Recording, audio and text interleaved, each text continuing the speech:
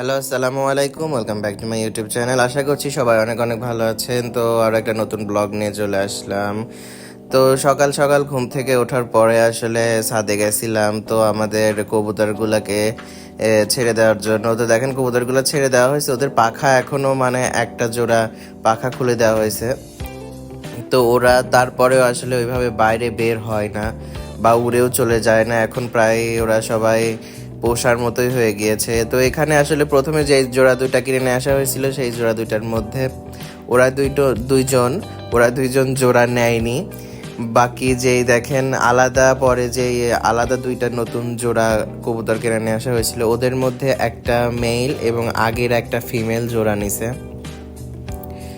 আর এখনো আর বাকি দুইটা এখনো জোড়া নেয়নি, দেখা যাক কি হয়। তো কবুতরগুলো অনেক অনেক এখন ফ্রি হয়ে গেছে, দেখেন কি সুন্দর। আর বৃষ্টি তো প্রতিনিয়ত হয়েই থাকে প্রতিনিয়ত বৃষ্টি হচ্ছে, প্রচুর বৃষ্টি হচ্ছে, দিনে একবার হলেও বৃষ্টি হয় এবং প্রচুর জোরে বৃষ্টি হয়। এই কারণে আমাদের ছাদের খরগোশ যেখানে আছে ওখানে একটু পানি জমে থাকে। তো ওইভাবে তো রোদও ওঠে না যে পানিগুলা শুকে যাবে। তো সেই কারণে আসলে পানি শুকাচ্ছেও না, ওইভাবে আমি ভিডিও করতে পারতেছি না, কারণ তো কোনো কন্টেন্ট এই পানির ভিতরে আমি খরগোশ নিয়ে কি কন্টেন্ট দিব বলেন। সেই কারণে আসলে ভিডিও করা হয় না। তো আমি ভাবতেছি এখন খরগোশগুলোকে একটু ছেড়ে দেই। ওদের কয়েকদিন ধরে ছাড়া হয়নি যেহেতু ছাদে পানি, তো ওরা ওইভাবে পানির ভিতরে প্রচুর পানি ছিল। আমি কালকে ভালোভাবে মানে পানিগুলা বের করে দিছি, তো ভাবলাম খরগোশগুলোকেও ছেড়ে দেই। তো এই দেখেন কবুতরগুলো আসলে নিচে আসার চেষ্টা করতেছিল, কবুতরগুলো একটু পরেই নিচে আসবে। আর ওরা রুমের ভিতরে মানে ওদের ঘরের ভিতর বেশি একটা থাকতে চায় না। আর এই কবুতরের ঘর এখন তো অনেকে অনেক রকম ভাবে কবুতরের ঘর বানায়, কিন্তু এটা আসলে আগেকার অনেক আগের যুগের মানুষরা না কবুতরের ঘর এরকমই বানাতো। আর এরকম আমাদের বাসার পাশেও দেখলাম আন্টিরা এইভাবে কবুতর ঘর বানায় রাখছে, সেই কারণে আসলে এইভাবে বানানো।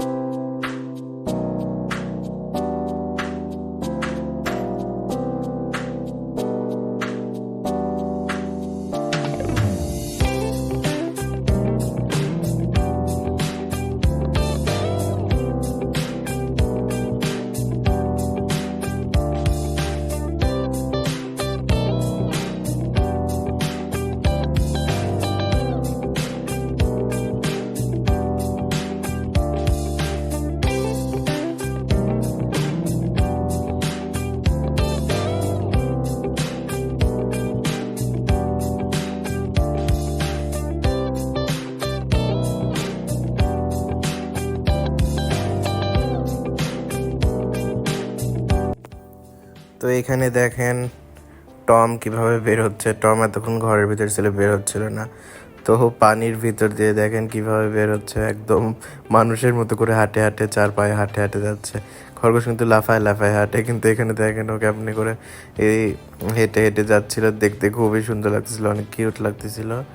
তো কিছুদিন তো আমার একটা খরগোশ অসুস্থ হয়ে গেছিলো, আমি বলছিলাম যে মিড নাইট অনেক অসুস্থ হয়ে গেছে, কিন্তু আলহামদুলিল্লাহ মিড নাইট এখন অনেক অনেক সুস্থ আছে। তো এখানে দেখেন আমার অপরাজিতা গাছটা কয়েকদিন মারা যাওয়ার মতো হয়ে গেছিলো, কারণ আমি কোচিং প্রাইভেটে থাকার কারণে ছাদে গিয়ে বেশি একটা পানি দিতে পারতাম না। এখনও তো পানি দেই না, পানি ইচ্ছা করে এখন দেই না, কারণ প্রতিদিন ভালোই বৃষ্টি হয়। তো বৃষ্টি হওয়ার ফলে ওইভাবে আর পানি দেওয়ার প্রয়োজন পড়ে না, গরমও এখন আর অত বেশি পড়ে না, ভালোই চারদিকের ওয়েদারটা ভালো হয়ে আছে। তো এখানে আমার আম্মু দেখেন খরগোশের জন্য ওই আমাদের যেই এইগুলো আছে টবের ভিতরে চারদিকে যে ঘাস হয়ে আছে ওই ঘাসগুলো নিয়ে আসবে। আমার খরগোশ খুবই ঘাস খেতে অপছন্দ করে, ঘাস কম খায় বললেই চলে। তো কবুতরগুলো বেরই হয় না, যা সত্যি কথা, ওদের এরকম ছেড়েই রাখা হয়, কিন্তু ওরা বেশিরভাগ সময় ঘরেই থাকে, বের হতে ভয় পায়। তো আস্তে আস্তে ইনশাল্লাহ ইউজ টু হয়ে যাবে।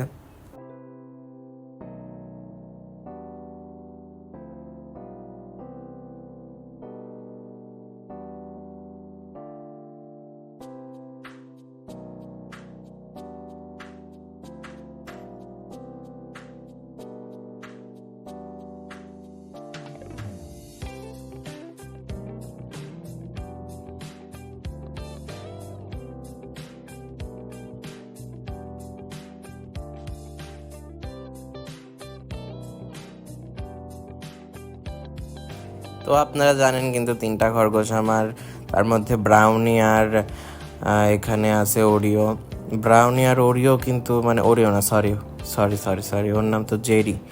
ব্রাউনি জেরি ওরা প্রচুর কিন্তু মারামারি করতো, এই 2টা ফিমেল খরগোশ। কিন্তু আলহামদুলিল্লাহ আমি এখন ওদের মধ্যে বন্ডিং করায় ফেলছি। তো আমার ক্যামেরার এই পাশে কেমন যেন একটা ঘোলা ঘোলা লাগতেছিল, তো সেই কারণে আমি আসলে বারবার পরিষ্কার করার চেষ্টা করতেছিলাম, কিন্তু কেন হচ্ছিল আমি জানি না।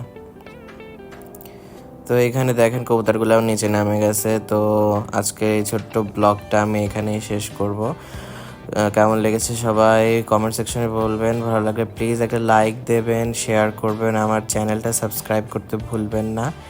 আর আপনাদের যদি কোনো কিছু মানে কেমন কন্টেন্ট আপনাদের লাগবে, আমার এই ছোট্ট একটা খরগোশ খামারে কি আরও কোনো প্রাণী আপনারা দেখতে চান কিনা কমেন্ট সেকশনে বলতে পারেন, আমি ইনশাল্লাহ ওগুলো আনার চেষ্টা করব। সবাই ভালো থাকবেন, আমার চ্যানেলটা সাবস্ক্রাইব করবেন। আল্লাহ হাফেজ।